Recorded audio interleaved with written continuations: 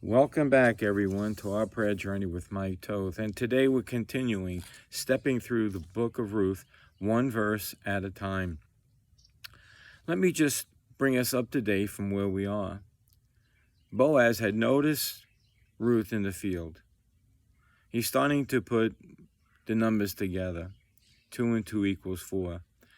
He sees Ruth, is attracted to her, and then his supervisor tells him this is the one that came out of Moab with Naomi to take care of her. And then he thinks back to the stories that he's heard about her and finds them to be true. And he gives her a special place. He calls her a daughter of Jerusalem, basically. And he allows her to go and work with the maidens. She's not yet an employee. She's still a gleaner, but she can walk by and work with the young maidens, being servant to them, but in a much better position of protection under the system that was in place. She is now in a special place. And we see that Boaz also said, that she don't have to worry about the young men bothering her. She's on her own and she's safely covered. So we'll pick up in verse 12, which I read last time, but we'll read again to get us started. The Lord recompense thy work, a full reward be given to thee of the Lord God of Israel, under whose wings thou hast come to trust. So he's given us this blessing and letting her also know that this is from God. This is a blessing from God. Then Ruth responds back in verse 13. Then she said, let me find favor in the sight of my Lord, that thou hast comforted me, for thou hast spoken friendly unto thy handmaid, though I be not like unto one of thy handmaids. So she's acknowledging, I'm just a gleaner in the field, but you have treated me like a handmaiden. And, thank you for this kindness that you displayed to me. And what is Boaz's reaction? Here's where the romance really begins. Boaz basically is going to say to her, hey, using today's terms, let's go do lunch. So let me read that verse, and then we'll talk about this a little. And Boaz said unto her, at mealtime come down hither, and eat of the bread, and dip thy morsel in vinegar. And she sat beside the reapers, and he reached her parched corn, and she did eat, and was sufficed, and they left. So what has happened here? Boaz comes in amongst the reapers, reaches and gives parched corn, which really is not corn. It was just a word that they used in the Bible to cover the barley, the grain. And she is taking the bread and dipping it in vinegar and talking to him. Now, I know this.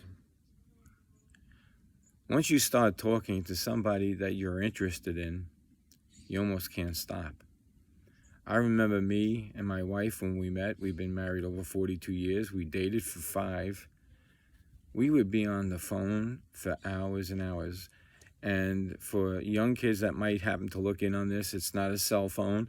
These are the wire phones. You would be on the phone for hours and hours. When my daughter went out to college, she was going to come back. She didn't find anybody there she liked, and she thought she was wasting her time at this particular college. And then she came home, and her current husband had sent her a gift, and they got on the phone and they started talking for hours and hours. My daughter called her, and I remember thinking, this is going to cost me like $100 because they probably talked 12 hours in a row. And I said, you know what? That's a worthwhile investment. So what happened when they sat here? They got to know each other. Perhaps they talked about the journey that they did and the trials they went through when the sons died, and how Naomi was so faithful but struck so difficultly in her life.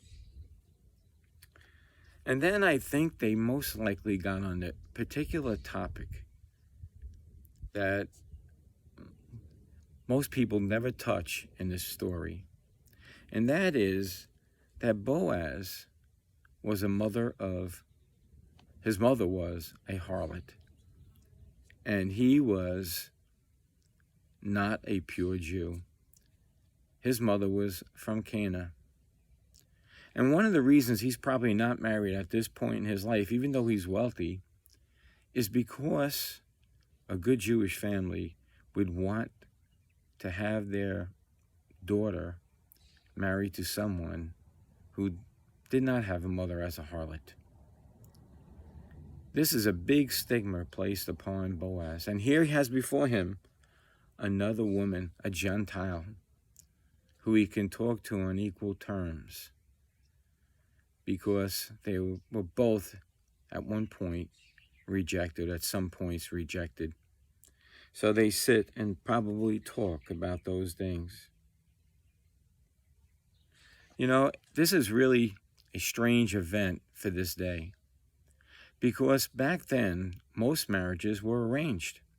And that's why Boaz probably did not have a bride. So now we're seeing in the Bible a story of courting, where two people meet and agree to speak together and to fall in love. So until we move on next time, and we step back into the book of Ruth one step at a time, I want you to think about this question. Who here of the two is going to make the first move?